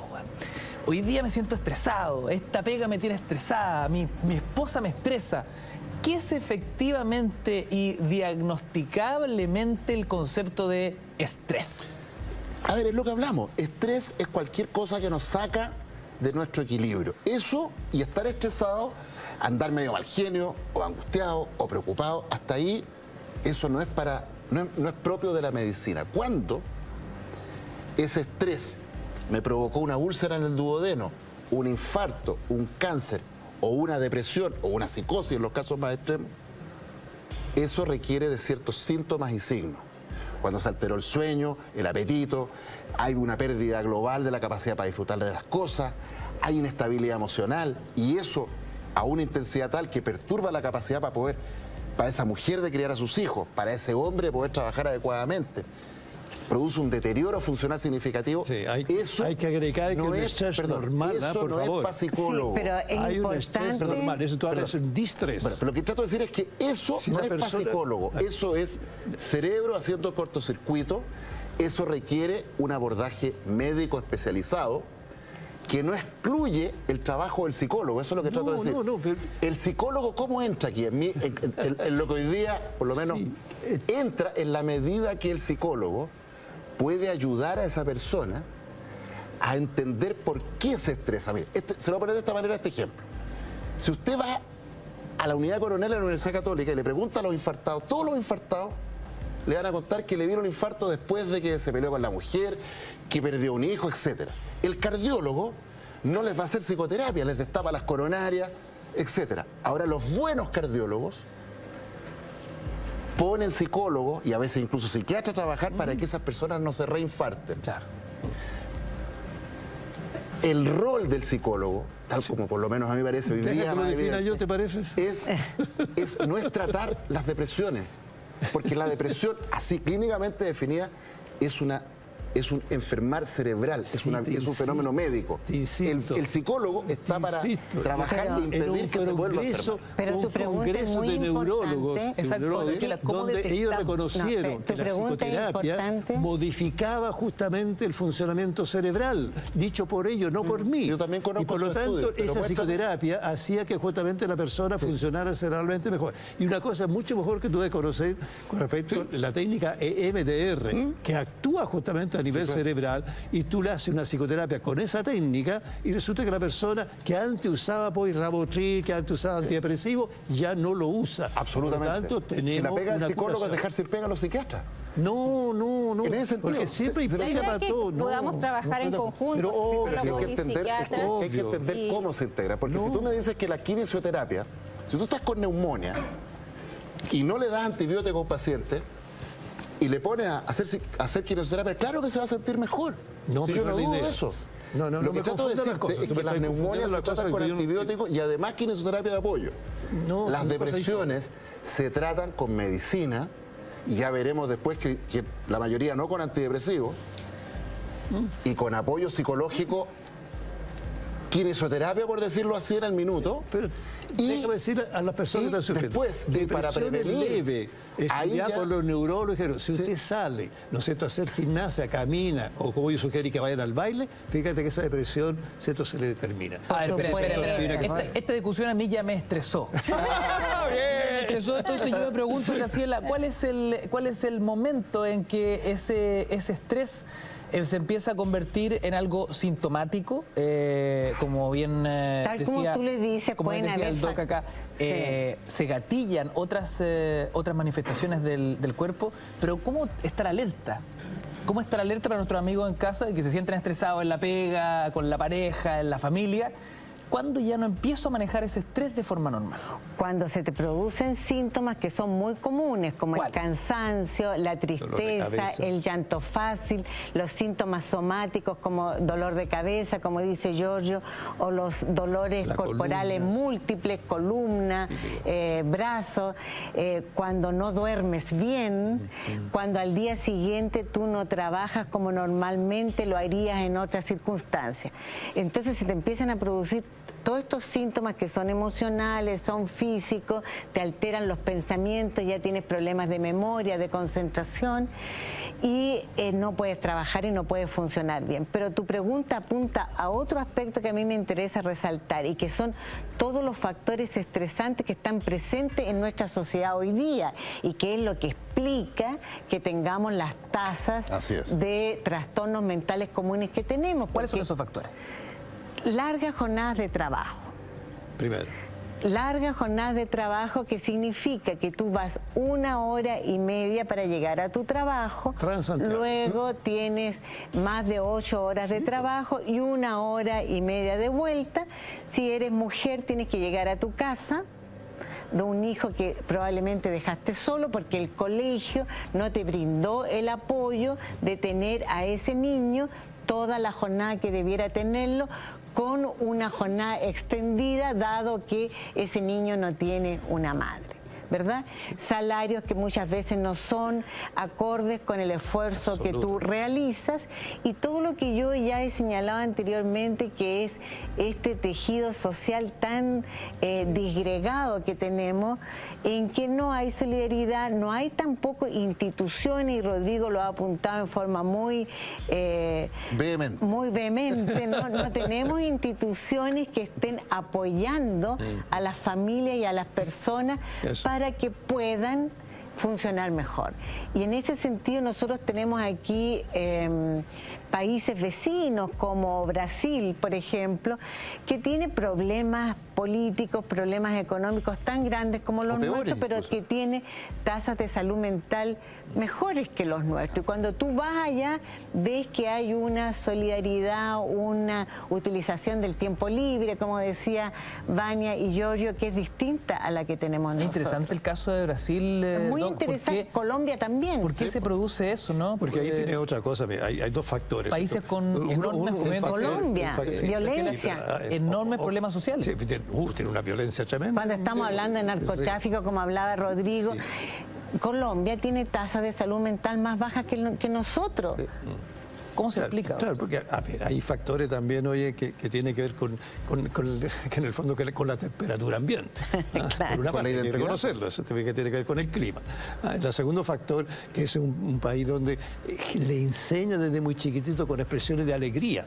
A mí me llamó mucho la atención que estaban, ¿cómo se llama?, tomando una casa, la estaban echando la casa, ¿cierto?, porque no habían pagado el arriendo, y al poco rato empezaron a bailar, lo están echando la casa, y uno dice, pero ¿cómo? Lo están echando y siguen bailando. O sea, hay toda una cultura, tal vez en algunos casos extraordinariamente pasada, hacia la alegría, hacia los grupos, hacia el funcionamiento grupal. Por ejemplo, tú en Brasil vas a un consultorio como los que tenemos acá y todo funciona en grupo, es decir, hay programa de promoción de la lactancia materna en grupo, programa de educación para los niños pequeños en grupo. grupo. Es fundamental. ¿En qué minuto Chile, en un tránsito de una sociedad que estaba preocupada de lo colectivo, hemos llegado a una sociedad más preocupada del escenario individual? Eso influye en nuestra salud mental. ¿Puedo hacer una indicación? Hay una cosa que aparte del clima y toda esta un poco caricatura que tenemos también un poquito de lo moreno, yo creo que hay un tema de identidad. Sí. Chile es un país que tiene una herida identitaria que tiene que ver con nuestra constitución como nación. Yo creo que Chile probablemente es el país más mestizo de Latinoamérica. Tú tienes, por ejemplo, Bolivia, Brasil, Colombia, donde los morenos son morenos y no quieren ser blancos, y los blancos son blancos. Tú tienes Bolivia, los quechas, los aymarás son quechas o aymarás, y no quieren ser... caucásicos. Caucásicos. Sí. Bueno, en Chile, en Chile es que yo creo que eso es muy relevante para entender por qué el estrés nos toca tan a fondo. ¿Por qué los chiquillos ¿por qué delinquen los cabros? Porque quieren zapatillas Nike. ¿Por qué se llaman Brian, Jonathan, Jocelyn? Porque el país moreno, nuestro, es un país que siente desprecio por sí mismo. Las mamás, los niños, no quieren ser Juan, Pedro, Diego, Cristóbal, Alejandro. Quieren ser Jonathan, Brian, quieren tenerse el pelo rojo, quieren ser otros, se desprecian a sí mismos y además, para colmo de males, son despreciados por este otro Chile que además los trata de flight, salvo cuando les dan una pelota y ganan la Copa América. El único momento de gloria del mundo popular chileno. Hablamos un poquito de las frustraciones. ¿No es lo mismo entonces ser pobre en un país pobre que ser pobre en un país rico? Claro, eso ya lo dijimos en el programa anterior. Y ahí donde yo apunto en el tema de la inequidad social y lo que dice Rodrigo de la zapatilla, de la marca que no la vamos a nombrar, es muy importante porque tú vas creando, esta inequidad te va creando expectativas tan altas a la mayoría de la población que no la pueden alcanzar. Perdón, pero no solo tiene que ver con los materiales.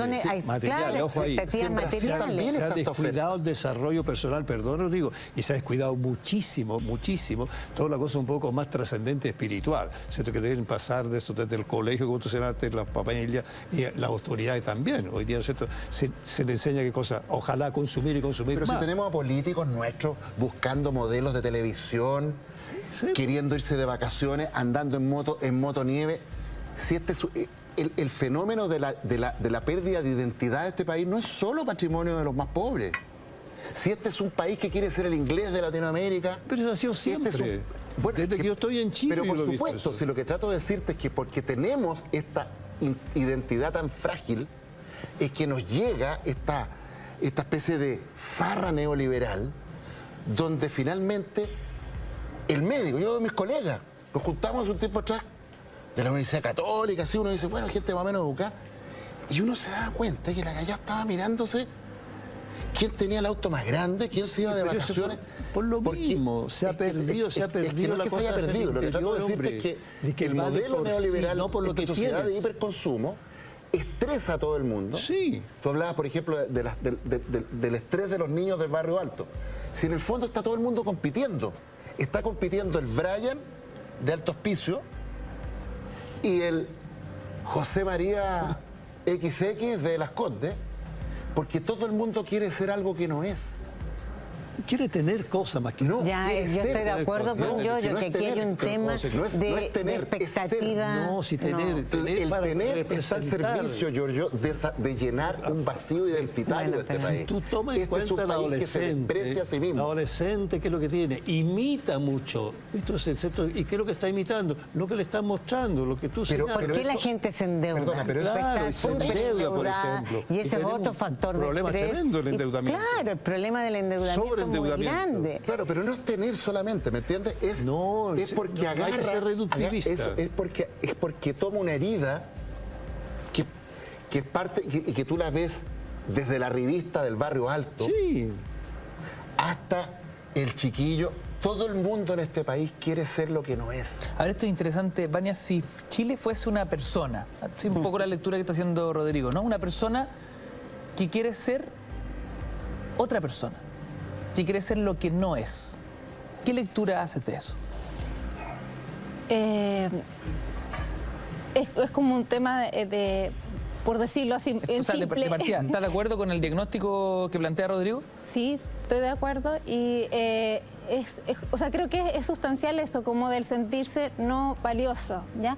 Porque uno de los factores que protege y que es factor promotor de resiliencia, que es un término que se usa en psicología, es justamente que alguien reconozca que tú eres valioso. Y esa persona puede ser alguien, en general un adulto, porque alguien que no es lo mismo que un par te reconozca que es valioso, es que un adulto te diga eso. Lo ideal es que sea alguien de la familia. Y ojalá que sea uno mismo, po. Pero es que uno necesita un referente también, alguien que te reconozca como valioso. Entonces, yo creo que eso es lo que pasa. Mediante las cosas o el objeto se busca el ser valioso, ¿ya? Claro. Transformándolo, por lo tanto, en un problema más que en una solución. Entonces se genera una ansiedad. Si este es un país, esa desesperación por ser campeones de América, esa desesperación por ser los Jaguares. Este es un país con una angustia. Pero también eso podría ser ponerse metas, ¿ya? Y decir, yo quiero es que la angustia neurótica, por decirlo así, la angustia, porque una cosa es que tú te pongas metas. Quiero ayudar en esto, quiero avanzar en esto, está bien. Pero cuando hay angustia patológica, cuando hay una angustia que se alimenta ya no de algo sano, sino que de una herida identitaria, de un vacío, de una incapacidad para quererse finalmente, entonces lo que hay es una desesperación. Sí, pero y si tú me preguntas eso para mí me parece que es lo que está matando a este país, me preguntas así, es la combinación de este país herido, guacho, ¿ya? Este país donde tenemos esta cosa media mítica, ¿no es cierto?, de este español que llegó no a quedarse, como en Argentina y en otros lugares, sino que llegó a arrasar, a volver y deja a este país guacho que no sabe si es indio, si es español, porque en realidad no es ninguna de las dos cosas. Entonces es un país, y a eso tú le metes este neoliberalismo, esta farra liberal donde apareció la tarjeta de crédito. Entonces si tú me preguntas, yo creo que fue la tormenta perfecta. Claro. Entonces tienes esta voracidad, esta ansiedad, donde tienes a los chiquillos asaltando casas, para tener una moto, para tener una zapatilla. Sí, es cierto, yo lo veo. Y tienes al gerente en Lo Barnechea que trabaja hasta la hora del cohete para poder llevar a la familia a Miami o a no sé dónde. Pero finalmente es la misma conducta, es la misma ansiedad desesperada por llenar con cosas y el poder situarse en un lugar de valor. Doc, ¿de acuerdo con la tesis expuesta acá? Es muy reductivista. Desde la sociología, ¿qué plantea usted? Eso es un aspecto, sin lugar a dudas, eso que influye, y sobre todo hace muchos años atrás era mucho más influyente que ahora, porque hoy día se ha permeabilizado con la globalización muchos elementos que vienen afuera de donde se empiezan a adoptar. Cuando hay cierta inseguridad, ¿cierto?, como país, o sea, que, como tú decías, que quieres ser jaguar y qué sé yo, entonces empieza a limitar mucha conducta externa. Pero la verdad la cosa, que lo que tenemos que lograr aquí en general para todo, es que la persona se sienta, y estoy de acuerdo contigo, como una persona que es válida, Entonces, cuando niño y adolescente necesita mucho que se valide de externo. Por eso es muy importante que los papás le digan cosas positivas y no que le digan tú eres un tonto, tú eres un imbécil, te digan un montón de cosas negativas. Espérate, no he terminado. Entonces, la otra cosa, porque tenemos frente a este desarrollo, que por supuesto que se ha creado un vacío, y en eso sí estoy de acuerdo, porque a la medida que estamos cosas preocupadas de que valemos por la cosa externa y no por lo que yo valgo, entonces fíjate que hoy día me tocó atender a un adolescente, estudiante de medicina, entre paréntesis, que me dijo, mira, a mí tengo una sensación muy clara que no me importa lo que diga el resto, me importa lo que yo pienso de mí misma, con mis valores, mis cosas. Y eso es lo que tenemos que conseguir con todo el mundo. No es fácil, pues tener un problema cultural en los colegios, los papás y todo. Si logramos conseguir eso, ahí sí que vamos a avanzar en salud mental muy importante, con lo que tú señalas, con la resiliencia, con todas esas cosas. ¿Por qué crees tú que ese chiquillo estudiante, entonces, ¿qué pasa? ¿Por qué crees tú que ese chiquillo estudiante tiene esa identidad tan firme? Entonces necesita reafirmarse, y para reafirmarse necesitamos también entes sociales que lo reafirmen. Eso. Bueno, sí, en eso estamos de acuerdo. Estudiante es capaz de decir mucho más allá que un problema de identidad, es un problema realmente de cómo la persona se siente frente al mundo. Vania, ¿y el caso y cuál es su meta, cuál es su alcance? Muchas veces los jóvenes hoy día han perdido un poco el sentido de vida. Entonces, en la medida si tú pierdes el sentido de vida, obviamente que surge una sensación de vacío y van a caer en angustia de todo tipo. ¿Por qué crees tú Pero que no todo el mundo entra en Pero angustia. muchas veces eso puede ser más bien un discurso, eso es decir, no me importa lo que dice el resto, ¿ya? Pero nosotros vivimos en comunidad, ¿ya? Y tú hablas de lo individualista y lo colectivista, ¿ya? Y Chile es un país en transición y sí importa lo que puede opinar el resto de ti también, ¿ya? No lo que te tira para abajo, pero sí, a eso me refería. claro, O sea, pero sí tal vez mucho... me faltó decirlo. Lo que me tire para abajo, yo no entro. Claro, pero hay muchos adolescentes que dicen eso. A mí no me importa lo que diga el resto. Y de hecho me tocó en un colegio escuchar la experiencia de un adolescente que se había enterado de que otro tenía un problema y había dicho, pero si es cosa de él, que lo resuelva él solo. ¿Ya? Entonces, por eso tenemos esas dos caras de la moneda. ¿Ya? ¿Cómo está la autoestima de los niños chilenos según tu experiencia, Vania? ¿Y qué tanto incide ese factor en posibles enfermedades mentales en el futuro, en su adultez? Sí, de por sí la adolescencia es una etapa bastante permeable a la opinión de los otros y también a los modelos y estereotipos que se muestran en los medios de comunicación. ¿Ya? Entonces, tanto en lo psicológico como en lo físico, es una etapa, claro, en que se puede ver bastante influenciada, influida negativamente, ¿ya? Como también positivamente, y también puede haber mucha competencia, ¿ya? Y ahí generar ciertas dificultades o problemas, como estábamos hablando antes, de trastornos de la conducta alimentaria. ¿Qué recomiendas tú a los papás que nos están viendo y que están en etapa de educación de sus niños, ¿no? De esa educación, la fundamental, sus valores y sobre todo su autoestima. ¿Cuáles son las herramientas necesarias para poder enfrentar esa etapa de adolescencia, sobre todo?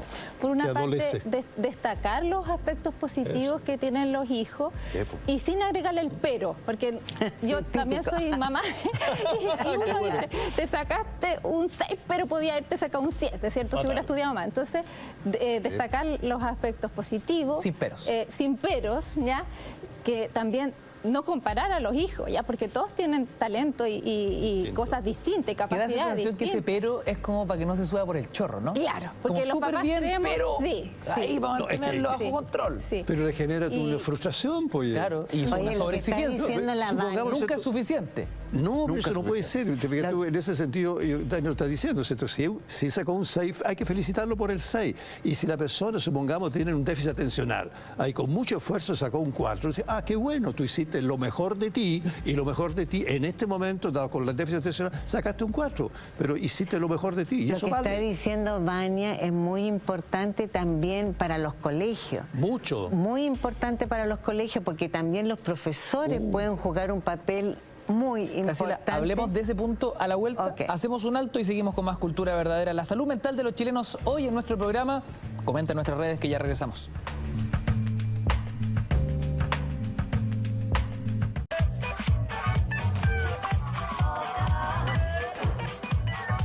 11 de la noche con 30 minutos y hacemos un diagnóstico de la salud mental de los chilenos hoy en Cultura Verdadera. Nuestro hashtag Cultura Verdadera @mentiras la red para tus comentarios y preguntas. Antes del corte hablábamos sobre la relevancia de factores como la autoestima en los niños para su salud mental luego como adultos, y Graciela hace hincapié especialmente en los colegios y en la responsabilidad de los profesores. ¿Por qué, me pregunto yo?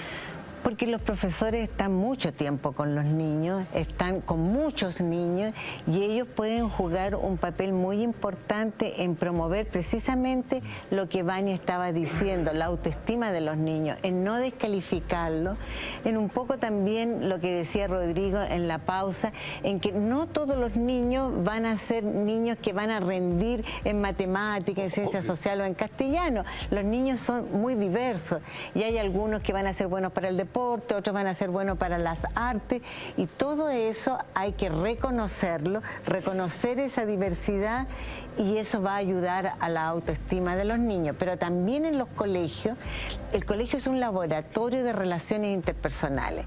Allí los niños tienen que aprender a relacionarse entre sí, a resolver conflictos entre ellos, porque allí van a haber muchas fuentes de conflicto y ellos tienen que aprender a resolverlo, y qué mejor lugar que hacerlo en un lugar protegido como es el colegio, bajo la supervisión de adultos entrenados para ello. Ahora, paréntesis, un lugar protegido, pero donde las cifras son altísimas cuando se le pregunta a los niños si han recibido algún tipo de bullying, digamos. Sí, por eso, pero hoy día hay programas en el mundo que previenen el bullying.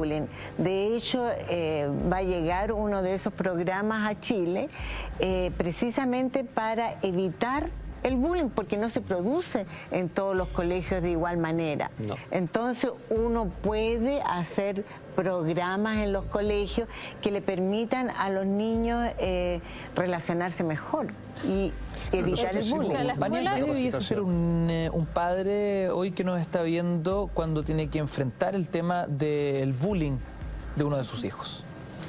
Bueno, acercarse al colegio y conversar del tema, ¿ya? Porque muchas veces pudiera ser un malentendido, a lo mejor no es bullying, tratar de aclararlo. Y hay en los colegios protocolos para actuar, manuales de convivencia escolar para actuar frente a estos casos de bullying, ¿ya? Es el colegio el que tiene que, en conjunto con la familia, ver cómo se apoya. ¿Qué pasa con el niño que ejerce la violencia? Sí, eso iba a decir, que hay por un lado que intervenir con la persona que... Víctima y victimario. Y victimario, y también en el caso del bullying están los otros, los espectadores, sí, ¿ya? Porque el bullying se hace además para que otros lo vean. Entonces, claro, hay una galería ahí que disfruta del espectáculo. El bullying. Sí. Y lo graba. Entonces hay que intervenir en todo. Y también tenemos el ciberbullying, ya que también hoy en día es bastante impactante también.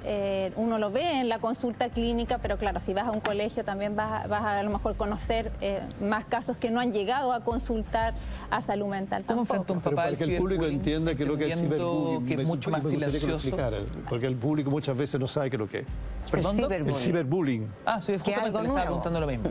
Sí, que bueno, es una intimidación a otro, alguien que tiene más jerarquía que uno, y utilizando los medios sociales, claro. ¿ya? Las redes. Claro, las redes sociales. El Facebook y todo eso. Sí. La Juanita es la fea del curso y se hace campaña por las redes sociales. Ahora, en el ciberbullying queda algo ahí plasmado y escrito, ¿ya? Que es distinto muchas veces a las otras situaciones, porque tú decías, ¿cómo lo hace un papá que se acerca al colegio? Pero también hay casos que me ha tocado que el colegio lamentablemente no ha podido dar solución a esa respuesta porque no le creen mucho también a la persona victimaria. En cambio, en este caso de ciberbullying generalmente está ahí una evidencia de cómo se dio, claro, están las pruebas de cómo se dio esta situación. Atención Chile, porque hay un proyecto de ley sumamente importante que pretende incluir una serie de enfermedades mentales en el auge, es lo que vamos a descubrir a partir del siguiente informe de Cultura Verdadera. Miren.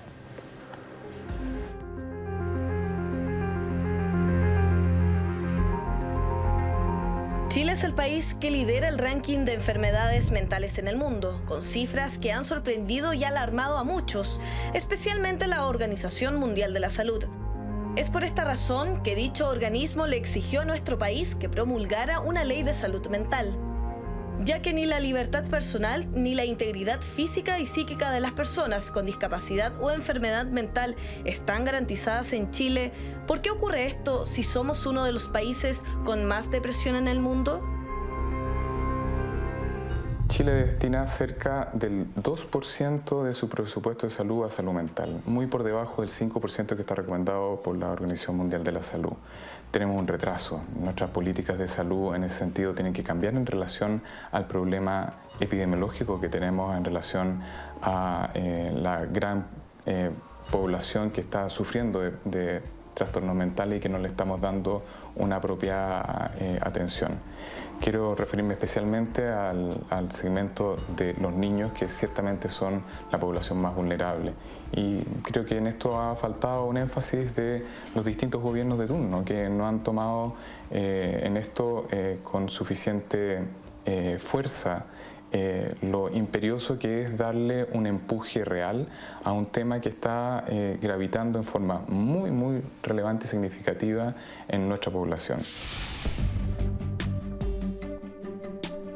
La cantidad de chilenos que presentan síntomas depresivos casi duplica la de Estados Unidos, situándose sobre el 17%. Además, se estima que el 3% de la población presenta trastornos psiquiátricos graves y que menos de la mitad de ellos acceden a tratamiento.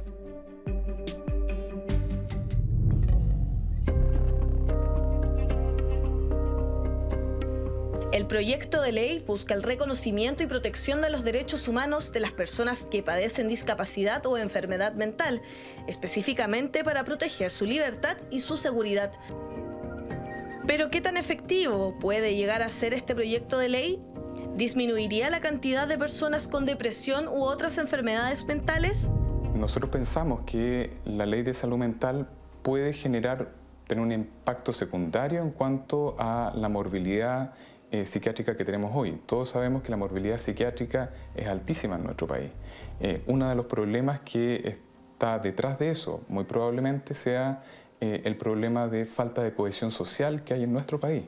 Y no tenemos cohesión social porque no tenemos un Estado que nos garantice los derechos básicos. Y si es que nos sentimos desprotegidos, evidentemente los niveles de angustia y estrés van creciendo en todo. Que nuestros pacientes mentales se sientan acompañados, se sientan acogidos por un Estado que nos garantiza la igualdad de oportunidades, la igualdad de acceso, la igualdad de oportunidades, indudablemente que probablemente en una segunda instancia nos ayude a mejorar estos niveles de problema de salud mental que tenemos a día de hoy. El 15 de junio de este año ingresó el proyecto de ley a la Cámara de Diputados.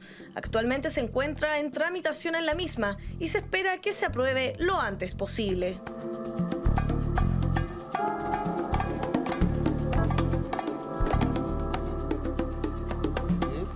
¿Te caíste en bici?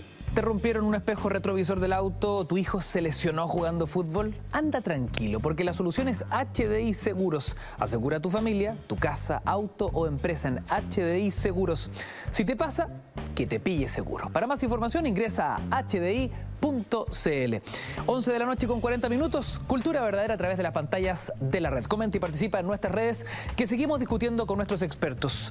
Doc, le quiero preguntar a usted, porque entiendo es parte de la comisión, ¿qué tan importante para Chile es contar con una ley de salud mental, que en rigor es la ley de reconocimiento y protección de derechos fundamentales con enfermedades mentales o discapacidad? A ver, la ministra de Salud actual, en un momento determinado, en la asamblea, nos planteó la necesidad de que todas las, digamos así, las sociedades científicas nos incorporemos y planteemos, ¿cierto?, el análisis del proyecto y el análisis de cuáles son también el programa de salud mental a futuro. Entonces, dentro de eso han participado muchas instituciones de salud mental, de la cual nosotros somos uno, o sea, que la Sociedad Chilena de Psicología Clínica. Y al mismo tiempo existe otra cosa que se ha planteado, que es lo siguiente: la ley 20.000, exactamente 584 para ser más exacto, entonces creó hace mucho tiempo una comisión. Esta comisión es en el fondo de lo que tiene es proteger la salud mental de los enfermos. Vale decir, es una comisión que protege los derechos de salud mental de los enfermos. ¿El Estado chileno, doctor, está al debe con la salud mental de los chilenos? El Ministerio se preocupó hace muchos años, pero ahora está enfocado en dos cosas. Una, precisamente, de que toda la persona que tiene alguna enfermedad mental sea realmente considerado dentro, digamos, de sus derechos. Y al mismo tiempo, una cosa muy importante está desarrollando, son dos cosas que tienen que ver principalmente con el desarrollo ético, de cómo los profesionales están ejerciendo su ética y cómo para atender bien a los enfermos mentales, que hoy día lo llamamos discapacitados en realidad. Estamos hablando de discapacitados psíquico, perdón, y discapacitados intelectuales.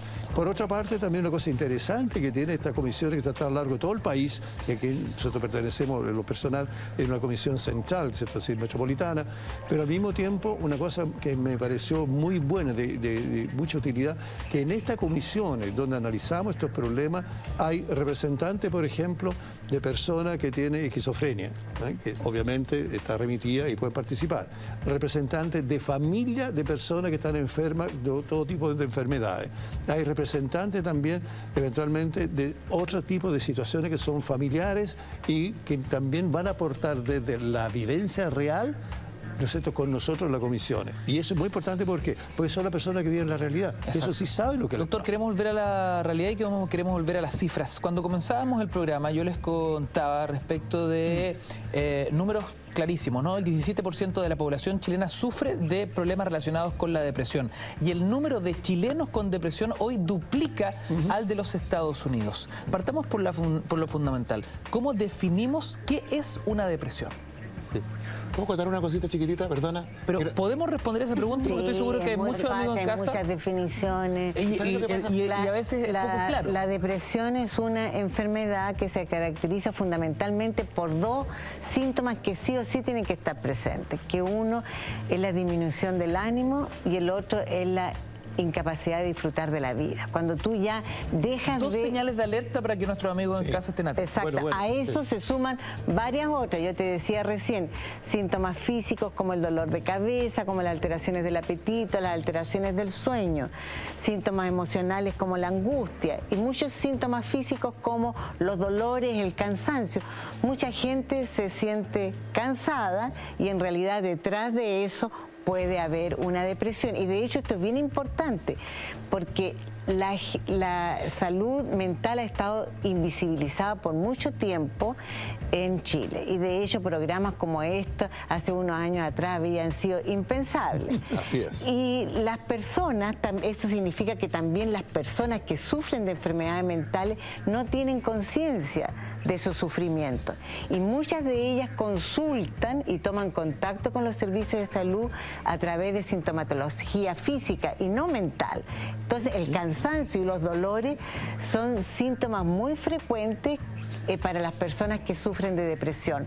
Van porque les duele la cabeza al médico y entonces el médico tiene que estar consciente que detrás de ese dolor de cabeza o de esa otra sintomatología física puede haber una enfermedad depresiva. Y por eso es tan importante que no solamente los psiquiatras sepamos lo que es una depresión, sino que todo el conjunto del equipo de salud sepa en qué consiste esta enfermedad. Graciela, hacemos un breve alto y seguimos discutiendo sobre la salud mental de los chilenos. Estás en Cultura Verdadera, ya regresamos.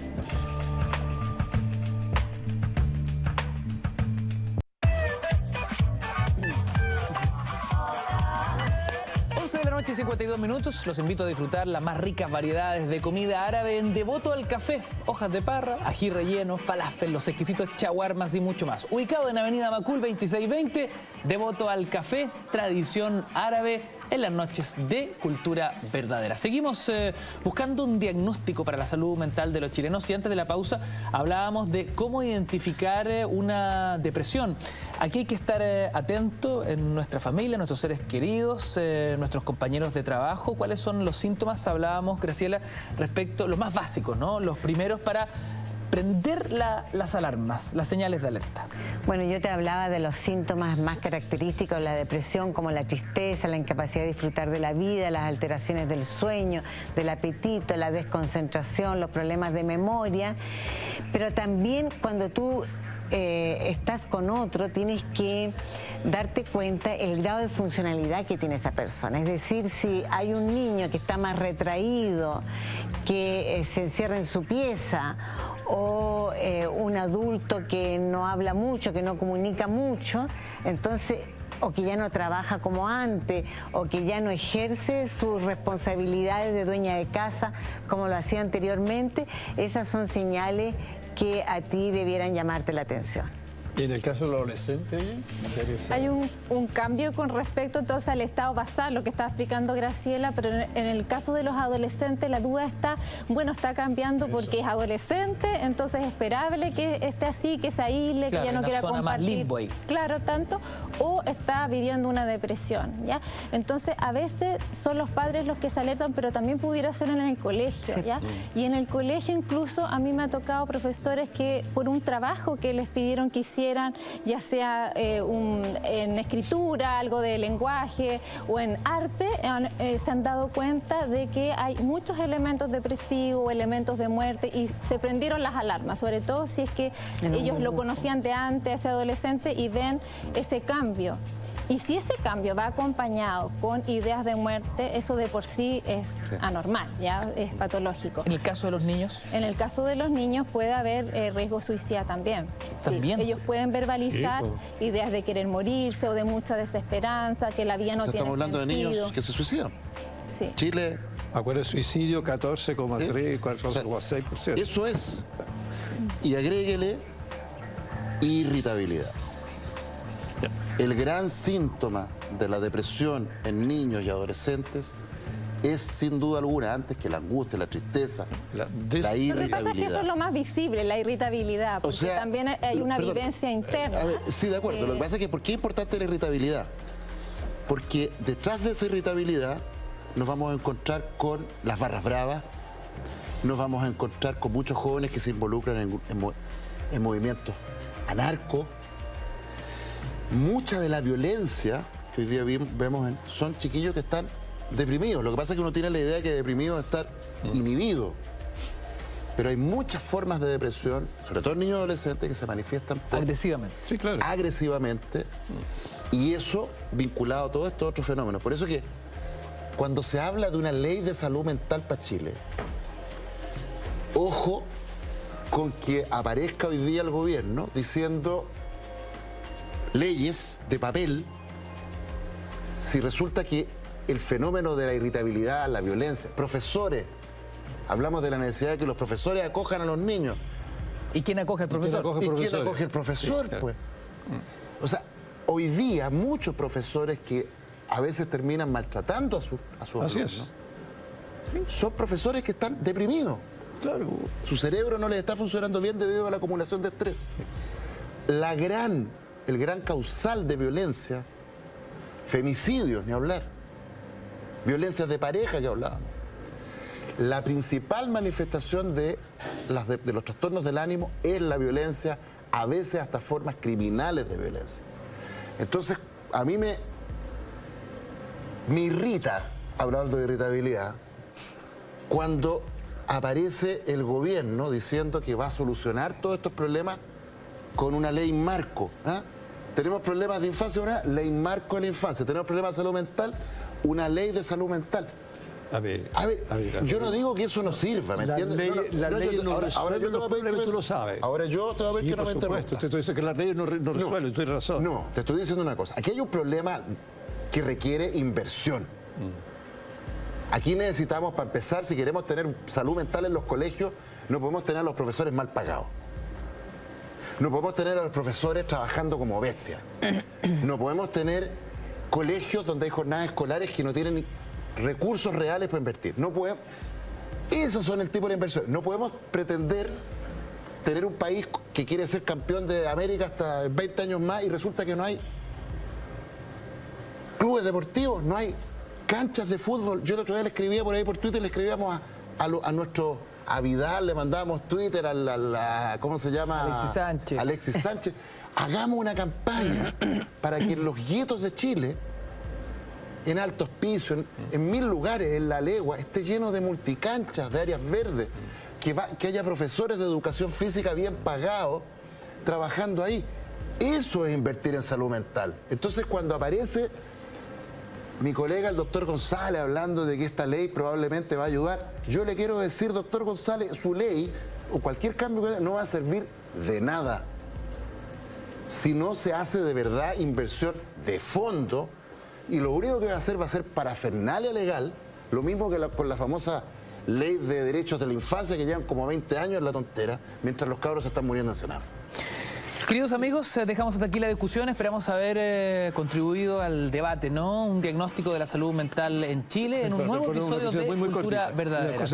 Los tratamientos existen para la depresión.